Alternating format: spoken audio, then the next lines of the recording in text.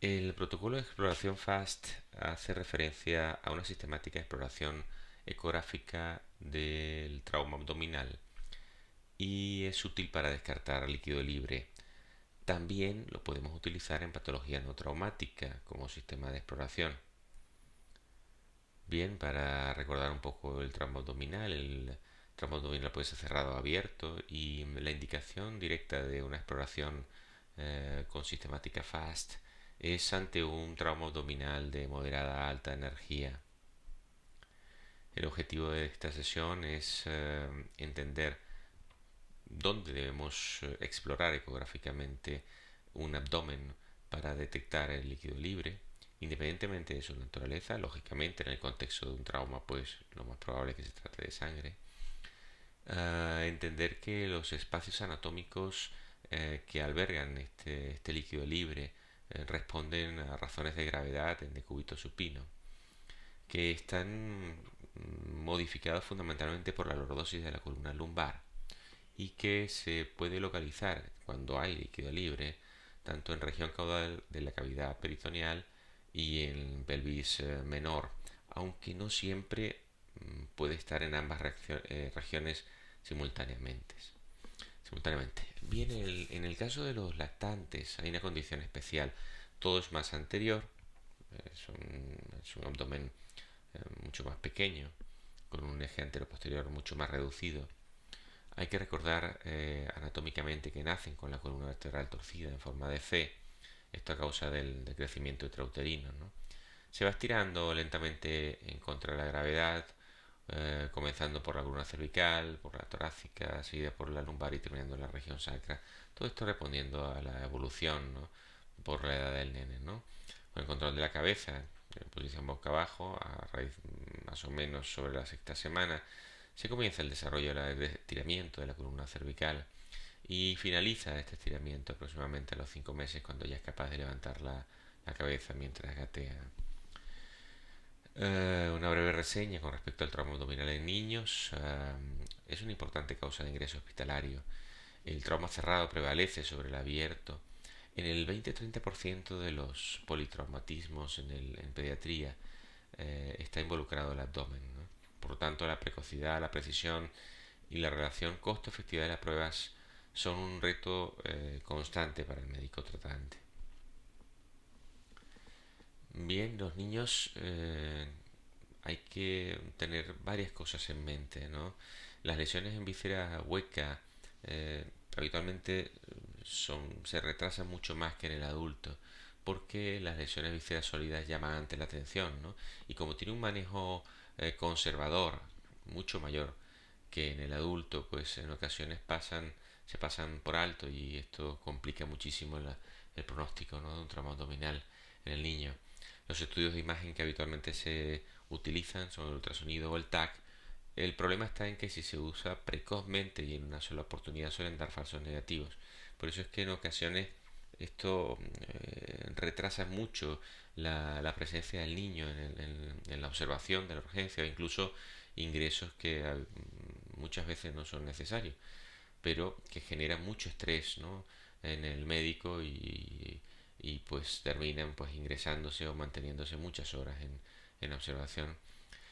La clínica depende fundamentalmente de la edad. Ya sabemos que el niño no colabora igual dependiendo de su edad. Y cuando hablamos de víscera hueca, hacemos alusión por orden de frecuencia, en primer lugar, a la arteria mesentérica superior. Los hematomas duodenales, la perforación de yeyuno, de duodeno, de estómago y de colon. Estas son las lesiones que con mayor frecuencia se ven en el trauma abdominal cerrado en el niño. La biomecánica lesional, hay puntos muy discretos de transferencia de energía por el tamaño del niño, por lo tanto hay que ser muy cuidadosos en el interrogatorio a los padres, a los testigos, al personal sanitario y al mismo niño si puede colaborar o si tiene edad para comunicarse con respecto a dónde fue el golpe y cómo fue la biomecánica lesional. Por orden de frecuencia, en los traumas abdominales en la infancia, pues, los más frecuentes son los producidos por accidentes de coche, seguidos por las caídas de bicicleta sobre el manillar y en último lugar los golpes directos. Bien, ¿a qué llamamos un traumatismo abdominal severo? Bueno, un traumatismo abdominal severo lo llamamos o lo denominamos fundamentalmente por la biomecánica lesional que lo generó y aquellos que comprometen ruptura de vísceras sólidas como hígado, bazo, riñón o vísceras huecas como intestino o la vejiga. Nunca olvidarnos del epigastrio y del páncreas en particular. En el niño es más frecuente la ruptura del hígado, mientras que en el adulto es más frecuente la ruptura de bazo. En el caso del niño, pues prevención, sistema de sujeción en los vehículos con sus sillitas apropiadas dependiendo de la edad. Y ya entrando en tema, haciendo una breve historia, una breve reseña histórica del manejo de trauma abdominal, podemos decir que entre las décadas de los 60 y los 80 el lavado peritoneal era el princeps, era el gold estándar para explorar un trauma abdominal de alta energía. Y a partir de 1980, pues el gold estándar pasó a ser la tomografía, ¿no? El escáner, el TAC abdominal. ¿Qué podemos utilizar los médicos de urgencias como estudios de imagen para un trauma abdominal? Bien, tenemos estos tres a disposición dependiendo del tipo, del nivel de hospital en que nos encontramos. Lo que está claro es que la radiografía no aporta nada o casi nada.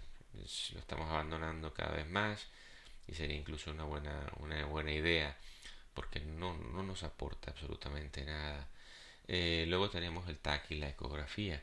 En el caso del TAC, pues es el estudio de imagen más común en trauma abdominal en niños, siempre que la estabilidad lo permita. Uh, eh, y, y es como principal ventaja identifica y caracteriza la mayoría de las lesiones abdominales. Otra de las ventajas es que no es invasiva y evalúa tanto estructuras peritoneales como retroperitoneales. En el caso de este mismo estudio de imagen, la principal desventaja es que requiere trasladar al paciente hasta la sala de examen, por lo tanto, cosa muy desaconsejada en pacientes inestables. Requiere sedación en la mayoría de los pacientes pediátricos, no así en los del adulto. Para aumentar su sensibilidad y especificidad, en muchas ocasiones requiere doble contraste con el riesgo de vómito y la eventualidad de necesitar colocar una sonda nasogástrica con todo lo que implica esto en un trauma abdominal. Por supuesto, en los niños la exposición a dosis de radiaciones ionizantes muy significativas. Hay que recordar que los niños son 10 veces más sensibles a la inducción de cáncer que los adultos, especialmente en niñas y adolescentes, ¿no? La interpretación del TAC en niños también puede tener mayor dificultad. No cualquier radiólogo lee con la misma facilidad un TAC de niños que un adulto. Esto debido a la escasez de tejido adiposo que ayuda a diferenciar los planos. Se considera también una prueba de alto costo, como vemos la lista de desventajas es bastante importante. En el caso del protocolo de FAST, eh, utilizando el ecógrafo por parte del médico de urgencias y emergencias, fíjense que hago esta distinción porque no estamos aquí para valorar la importancia de que exista un ecógrafo en la urgencia. El ecógrafo existe y es importante y se sabe en la mayoría de los hospitales. Lo que pasa es que está habitualmente manejado por radiólogos. En este caso vamos a hablar de cuál es la gran ventaja de utilizar el ecógrafo por parte del médico de urgencias y emergencias, ¿no? Una técnica muy agradecida, especialmente en los niños, ¿no? Se puede realizar en point of care, al lado de a la cama del paciente, al ladito. Se tarda menos de 3 minutos en hacer un FAST para detectar líquido libre. No es invasiva, no tiene radiaciones ionizantes, no se usan contrastes. Se puede considerar una técnica sin riesgos. Al principio de la hora lo hablaremos un poco más adelante. Entonces, referencia a que independientemente de que la ecografía hoy en día se considera un estudio de imagen entre comillas inocuo, hay que intentar exponer el menos tiempo posible, sobre todo a los niños, y a la menor cantidad de energía posible ultrasónica en las exploraciones ecográficas. Los niños generalmente tienen poco de panículo adiposo y una pared abdominal fina. Por lo tanto, pues la ecografía es excelente, cosa que en el TAC pues, puede generar un problema a la hora de diferenciar tejidos. Y en el caso de que detectemos líquido libre en una exploración FAST, hay que considerar inmediatamente la interconsulta con cirugía porque la laparotomía es una opción que hay que valorar rápidamente. Desventajas del FAST. Bueno, es menos sensible que el TAC para la lesión de vísceras sólidas. Hay que recordar que un tercio de la ruptura de vísceras sólidas no se acompaña de líquido libre. Y a pesar de que hay mucha controversia a favor y en contra sobre la sensibilidad en la detección de líquido libre, esto está fundamentado en estudios con deficiente diseño metodológico. Siempre hay una visera hueca por medio, hay una falta de gol estándar en comparativos. En fin, esto lo veremos bien cuando veamos la asignatura de estudios de cómo leer críticamente un estudio médico, ¿no? Vamos a aprenderlo en esa asignatura y entenderemos que en muchas ocasiones pues no nos podemos quedar solamente con la conclusión del estudio, sino hay que entender la metodología con la que se hizo. ¿Cuáles son las contraindicaciones de este protocolo? Pues esta larga lista, ¿no? Bueno, fuera de bromas, no hay ninguna contraindicación para hacer la ecografía, no hay ningún efecto adverso, si podemos hacerla con mucha seguridad, incluso repetirla con mucha seguridad. Lo que sí debemos tener en cuenta es que tanto la ecografía como el TAC eh, basan su valor en la sensibilidad y especificidad, ¿no? Pero la sensibilidad y especificidad de ambas pruebas dependen de su seriación y son preponderantes sobre el valor predictivo positivo o negativo en cada una de ellas. Es decir, que tanto lo muy precoz que lo hagamos para obtener ningún resultado, uh, como el hecho de no repetirlas, puede tener consecuencias en el manejo diagnóstico terapéutico del paciente. ¿Cuáles son las indicaciones clínicas del FAST? Bueno, traumatismo cerrado torácico o abdominal significativo, es decir, de moderada a alta energía, lo veremos en la asignatura de politrauma. Y también el trauma penetrante abdominal o torácico, ¿vale? Vamos a comentar este algoritmo del Hospital de Niños de Denver. Es muy interesante. Fíjense que ellos tienen ya la metodología FAST como algo preponderante a la hora de manejar un trauma abdominal pediátrico por parte de los pediatras o los médicos de emergencias. Este algoritmo es muy interesante porque ante un trauma abdominal pediátrico, incluso de leve, no de moderada ni alta energía, incluso de leve energía, hablan de realizar directamente un FAST, ¿no? Si conseguimos líquido libre, que en este caso ellos ya detectan por el hecho de ser un trauma, como lo consideran en peritoneo, pues hay que hacer directamente un bolo de 20 mililitros por kilogramo, incluso se puede repetir dos veces, y en ese momento, si volvemos a hacer el fast, al pasar estos bolos y vemos líquido libre, entonces ese niño iría a un TAC con doble contraste, ¿no? Si es positivo en la laparotomía selectiva. Si no es así, si responde, pues entonces se hace una interconsulta directamente al cirujano para considerar si no responde, perdón, a los bolos, se hace una interconsulta directamente con el cirujano para considerar una laparotomía. En el caso de que esa exploración sea negativa para detectar líquido libre, pues se ingresa en la área de observación repitiendo esta exploración cada media hora, repitiendo un hematocrit cada 4 horas máximo por 3 y por supuesto signos vitales horarios, ¿no? Si se evidencia líquido libre, hemorragia en curso, pues entonces pasaría TAC con doble contraste para una laparotomía selectiva. En el caso de que el FAST, en ese momento, un trauma abdominal pediátrico, aquí hay muchas cosas, lo que pasa es que el protocolo es bastante extenso, no me puedo extender más en esta diapositiva. Resultarse dudoso o incluso se ve hematuria, pues diría directamente va al TAC con doble contraste. Aspectos importantes en la exploración tipo FAST. Hay que recordar que es una sistemática exploración rápida, por eso su nombre, y está dirigida a descartar presencia de líquido libre.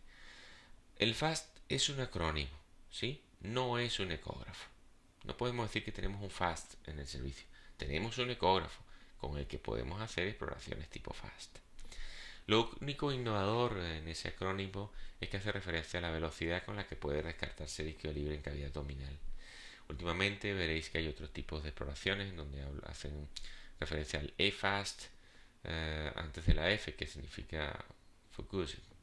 Esto genera pues una paradoja. ¿Cómo puede ser algo extendido y enfocado al mismo tiempo? Bien, la pretensión es simplemente incluir el descarte de neumotoras en el desarrollo del FAST.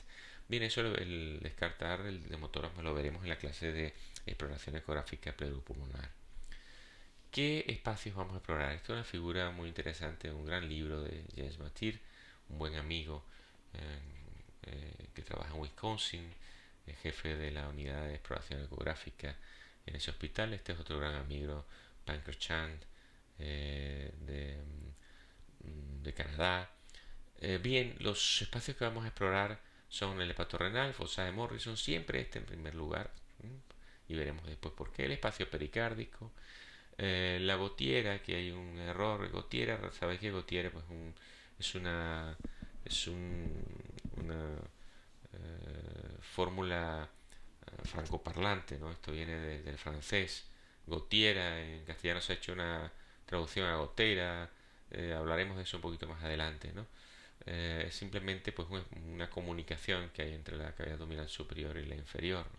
El espacio esplenorenal o bolsa de Kohler, la gotiera para cólica izquierda y el espacio vesicorrectal en el hombre y el saco de Douglas en el caso de la mujer.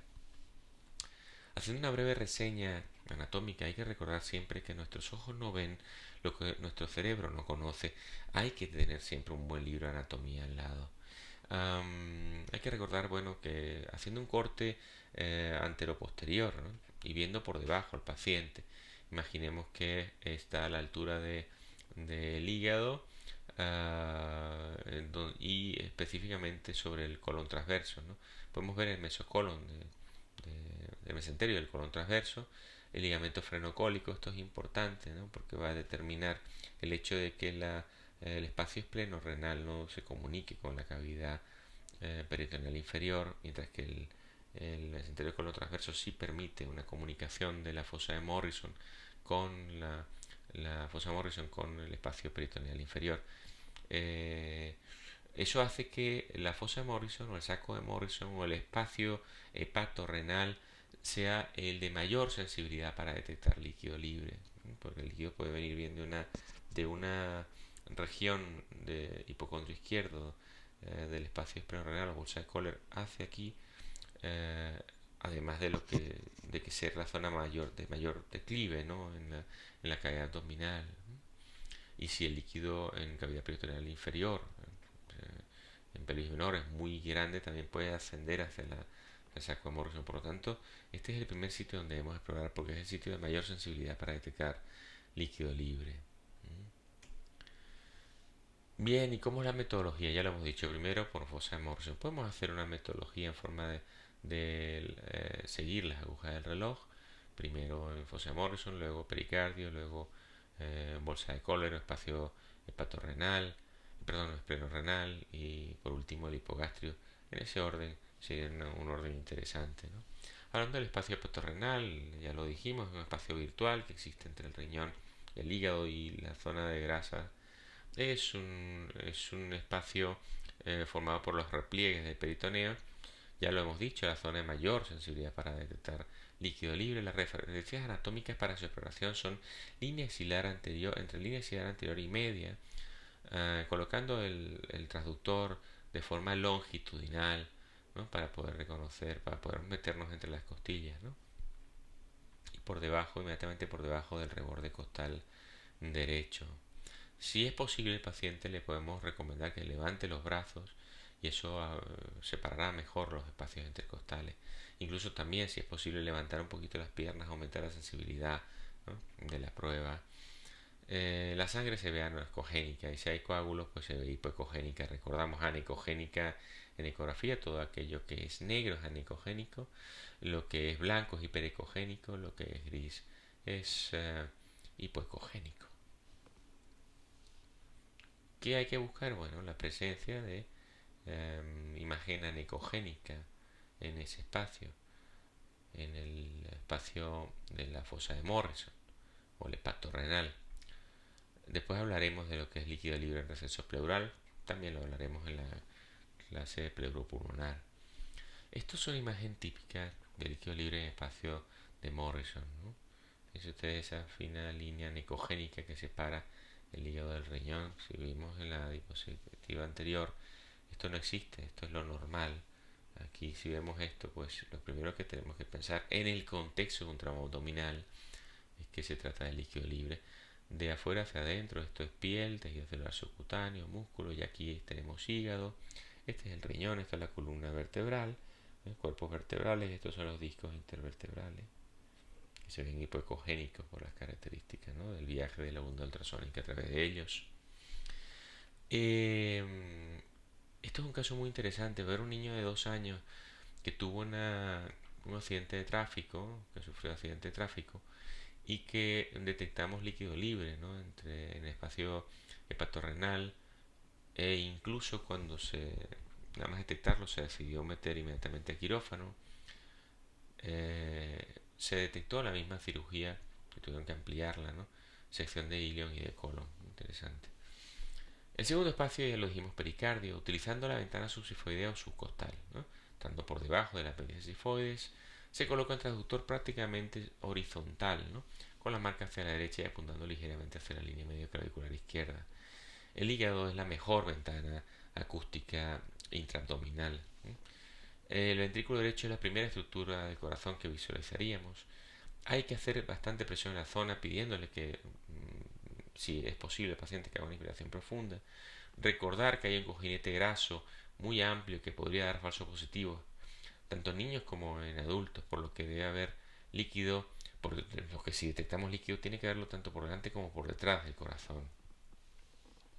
A esto me hago referencia, ¿no? Si este es el hígado, que es nuestra ventana, y este es el corazón, ¿sí? Todo lo blanco que lo rodea sería pericardio por las características hiperecogénicas que tiene.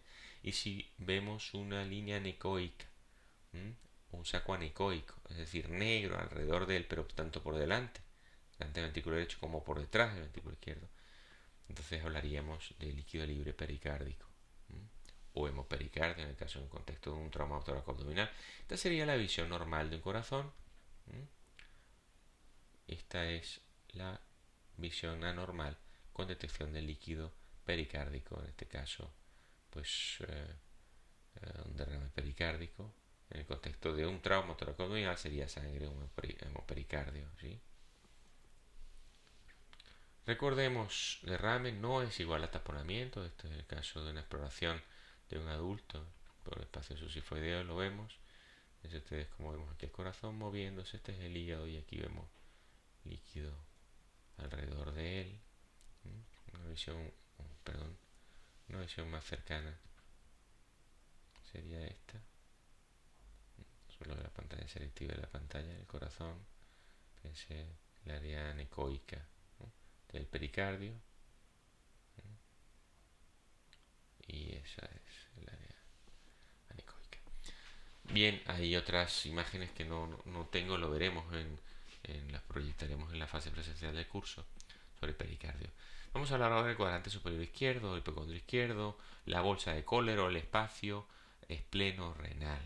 El líquido libre en esta zona, a pesar de que por convención hablamos de exploración del espacio hepatorenal, la zona de mayor sensibilidad es sobre el bazo. Esto es muy importante, es muy importante y lo vamos a ver en las siguientes imágenes. Bueno, previamente hacemos alusión a cuál es la referencia anatómica o cuál es la forma de explorar el hipocondrio izquierdo. Hay que recordar que el riñón izquierdo, insisto aquí nuevamente en estudiar anatomía, hay que repasar nuestros conocimientos anatómicos. El riñón izquierdo es más alto y más posterior que el riñón derecho. Aquí tenemos que ir más atrás, ¿no? Noodles against the bed, ¿no? Los nudillos contra la cama. Bien hacia atrás, apuntando el traductor hacia arriba, entre línea axilar media y axilar posterior. Ahí podremos encontrar el espacio esplenorenal. Veremos el bazo y el riñón como referencias anatómicas ecográficas. Este es el espacio esplenorenal, está la bolsa de Kohler, lo que hablamos antes, pero también hay que recordar que el líquido puede estar y muchas veces está por encima del bazo. Este es una imagen, un vídeo típico. Fíjense ustedes este bazo.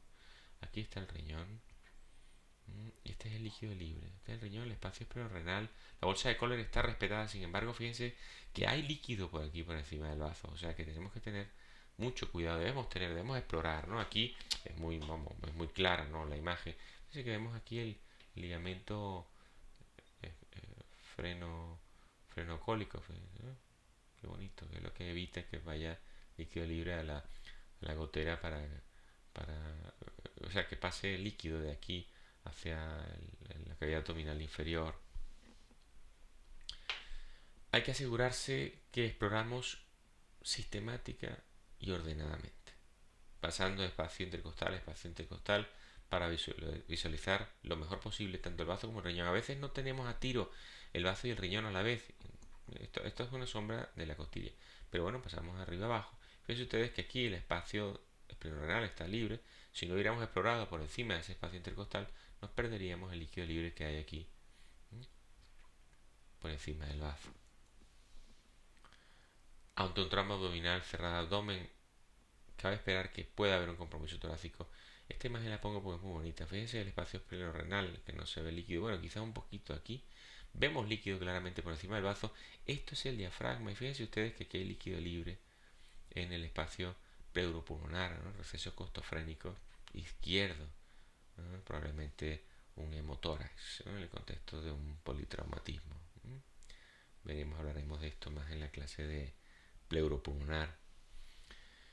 En ocasiones no está muy claro si hay líquido o no, porque es poco el líquido libre. Entonces, tampoco colabora el paciente. No le podemos decir a un paciente que tiene un trauma, que tiene dolor, a lo mejor alguna fractura adicional, que inspire y mantenga el aire eh, un ratito, ¿no?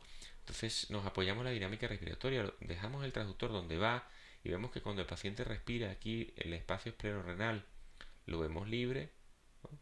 O la bolsa de Kohler. Sin embargo, al respirar vemos que aparece aquí líquido libre por encima del bazo. Miren qué interesante, ¿eh? Este es el diafragma, ¿eh?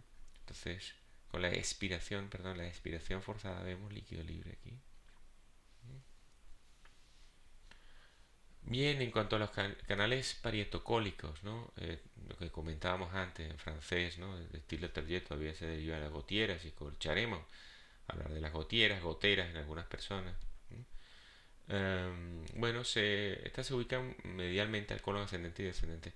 Y las paracólicas, que son las que nos interesan lateralmente, corresponden a pliegues de peritoneo, ¿no? Del raíz del mesenterio, ¿no? Que actúan como surcos, ¿no? La gotera paracólica, no la cólica, la paracólica izquierda, no se comunica con la cavidad pélvica al estar sellada por la inserción de la raíz del mesenterio. Eso hace que la bolsa de Morrison sea mucho más sensible al líquido libre. Fíjense ustedes, vamos a ver la gotiera o el canal parietocólico izquierdo. Fíjense, aquí estamos viendo, esto es la marca del transductor, que recordemos que es en craneal, en corte longitudinal, columna vertebral, la vemos aquí. Esto es bazo, esto es riñón. Fíjense cuando el paciente respira, ¿no? Cuando expira y cuando hace inspiración, ¿no? Aquí está expirando y vemos que aparece líquido libre por debajo del polo inferior del riñón derecho. Fíjense ustedes dónde está ese líquido. Este es el psoas ilíaco. Psoas ilíaco, ¿no? Polo inferior del riñón. Y aquí está el líquido entre el riñón y el bazo. Ahí está el líquido. Vamos a darle un poquito más. Ajá. Este es el psoas ilíaco. Este es el polo inferior del riñón izquierdo. Este es el bazo. Y fíjense ustedes aquí donde aparece el líquido. Hipogastrio. Bueno, el hipogastrio es la parte más declive de la cavidad peritoneal. Esta es la zona que nos interesa de sacodulas en la mujer, el espacio retrovesical en los hombres. La vejiga es la ventana acústica, por eso veréis muchas veces que cuando pedimos una ecografía al servicio de rayos nos piden que hay que recibir, nos preguntan si está rellena la vejiga, etcétera. Bueno, contesto un tramo abdominal, pues mira, es que no hay mucho tiempo para esto, ¿no? Y ponemos líquidos rápidamente, pues la vejiga nos va a ayudar, pero en fin, esto, a pesar de que es la gran ventana acústica y nuestra gran aliada, pues en ocasiones tenemos que hacerlo con una ventana pobre, con una vejiga poco represionada, ¿no? Lo importante en la sistemática exploración FAST de hipogastrio es primero hacer un corte longitudinal localizando la vejiga por encima de la próstata o la vagina. Recordar que hay que barrer de derecha, izquierda, derecha. A eso lo veremos en un vídeo en esta misma asignatura, en este mismo capítulo, perdón, y también lo veremos en la fase presencial. El segundo corte lo hacemos girando el transductor en contra de la aguja de reloj de 90 grados para realizar un corte transversal y siempre recordar barrer de arriba abajo y de abajo arriba. En la mujer la sangre, en el caso del trauma abdominal, puede visualizarse por delante o por detrás del útero, habitualmente en el saco de Douglas. En el hombre hay que evitar confundirse con las vesículas seminales o la próstata. Leeréis en muchos libros el signo de Corbatín, hace referencia a imágenes anecoicas a ambos lados de la vejiga. Hay que modificar el gain, la ganancia, ¿os acordáis? En principio físico, ¿no? Y instrumentación, para evitar que el gran refuerzo posterior, que genera una vejiga llena, nos oculte pequeñas cantidades de líquido libre. El líquido libre en el hipogastrio, ya lo dijimos antes, en la mujer pues se ubica en el saco de úvulas, en el hombre habitualmente en el espacio retrovesical. Como lo exploramos en el hombre, pues corte longitudinal, corte transversal, ya lo dijimos antes, corte longitudinal, esta sería la vejiga, pegadita ya a la pared abdominal con la próstata, corte transversal, primero la vejiga, otra vez y luego la próstata por detrás. Recordar los pictogramas, ¿no? Los monos que decía el profesor Segura, corte longitudinal, corte transversal, que hace referencia a la forma como estamos colocando el transductor. El hipogastrio masculino, bien, vamos a ver algo que muchas veces genera confusión, ¿no? Que son las vesículas seminales. Fíjense, esta es la vejiga y cómo aparecen aquí las vesículas seminales por detrás y cómo nos puede en algún momento generar confusión. Esto no es líquido libre, ¿no? El líquido libre se ve de una forma mucho más clara. Exploración del hipogastrio femenino, siempre en longitudinal, luego transversal. Esto es un ejemplo de líquido libre. Bueno, aquí se me está colando el sonido, ¿no? Fíjense que hay líquido libre aquí, este es el útero, esta es la vejiga. Aquí tengo yo invertida la sonda, porque era muy rápido y no está invertida, entonces la marca está aquí, la sonda invertida, pero bueno. Vemos claramente que está la vejiga, ¿sí? Decía que estaba invertida la sonda. Vejiga en transversal, útero y fíjense por detrás, líquido libre en el saco de Douglas. Esa es la vejiga, por detrás. Líquido libre. Ahí lo tenemos. Sí, creo que luego coloco nuevamente la sonda longitudinal. Sí, aquí está longitudinal, fíjense vejiga por delante, útero y líquido libre por detrás. Insisto que aquí tengo invertida la sonda y puede generar confusión. Lo veremos mejor en la parte presencial. ¿Cuáles son los errores más frecuentes? ¿No? Los falsos negativos. ¿Por qué? Porque realizamos una exploración muy precozmente, estando el paciente con compromiso hemodinámico depletado y claro, una vez que se comience a corregir la volemia, si volvemos a hacer, seríamos la exploración, si volvemos a hacer, entonces podemos ver el líquido libre. Pero si lo hacemos precozmente en la ambulancia antes de reflexionar, pues a lo mejor estamos diciendo que no hay líquido libre cuando hay una lesión que necesita en principio ser reflexionado, ¿no? Para ver ese líquido. A veces no se va suficientemente alto en la exploración del cuadrante superior izquierdo abdominal, ¿no? Lo digo contra el cama y hacia arriba. No obstante, recordemos que la zona de mayor sensibilidad es la fosa de Morrison, ¿no? ¿Y cuáles son los falsos positivos? Que también los hay, ¿no? Confundir la porta o la cava inferior con líquido libre, lo veremos en la fase presencial. Confundir las vesículas seminales con líquido libre, ya lo hemos visto aquí. El gran cojinete graso perirrenal que puede confundirse con líquido hipoecogénico, también lo veremos en la práctica. El gran cojinete pericárdico, pues hay que buscar siempre el líquido, recordamos, anecoico, ¿no? Imagina anecoica tanto por delante del corazón, por delante del ventrículo derecho, como detrás del ventrículo izquierdo. Aquí es la zona donde generamos errores ante un cojinete pericárdico ancho. Vemos eso ahí, nos asusta, ya pensamos, pues no, hay que ver si hay también líquido por detrás del ventrículo izquierdo. Confundir ascitis con sangre, bueno, por supuesto lo determinará el contexto clínico del paciente. Peor el caso de que sea un paciente portador de ascitis con un traumo abdominal, ¿no? En región hipogástrica el líquido debe estar por encima de la próstata del varón, por encima de la vagina en la mujer, ya lo hemos comentado. Y no considerar otros estudios de imagen tomando en cuenta la estabilidad del paciente. Es decir, si el paciente está estable, lo hemos logrado estabilizar, vemos que hay un falso, que vemos líquido libre, pero el paciente está estable y queremos estar seguros, podemos hacer un TAC, ¿no? Y debemos hacerlo, ¿no? Es una posibilidad, ¿no? No quedarnos con la arrogancia, la soberbia de que como lo hemos visto, pues ya no es preciso hacer algo más, ¿no? Muchas gracias y nos vemos en la fase presencial del curso.